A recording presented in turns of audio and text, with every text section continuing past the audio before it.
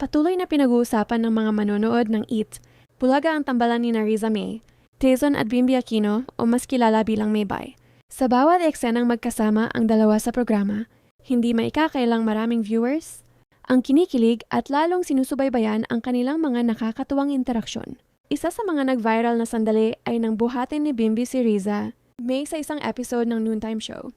Maraming fans ang natuwa sa natural na samahan ng dalawa at agad na nagbahagi ng kanilang reaksyon sa social media. Para sa kanilang supporters, simple man ang eksena ay sapat na upang kiligin sila.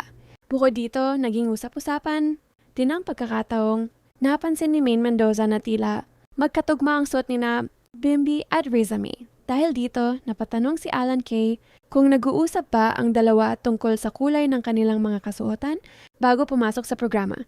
Mas lalo pang napasigaw ang audience nang pabirong sabihin ni Bimby na meant to be sila ni Riza May.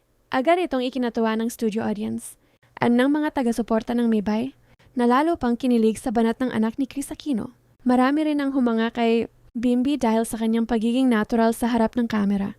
Ayon sa ilang viewers, namana niya ang pagiging mahusay magsalita at magpatawa ng kanyang ina na si Kris Aquino dahilan upang maging komportable siya sa hosting at pakikipagbiruan. Sa ngayon, patuloy na tinatangkilik ng mga manonood ang tambalang Maybe. Gayunman, ang mga kilig na ipinapakita sa programa ay bahagi lamang ng kanilang on-screen chemistry at wala pang pahayag na nagsasabing may romantikong relasyon sa pagitan nina Riza May Dizon at Bimby Aquino.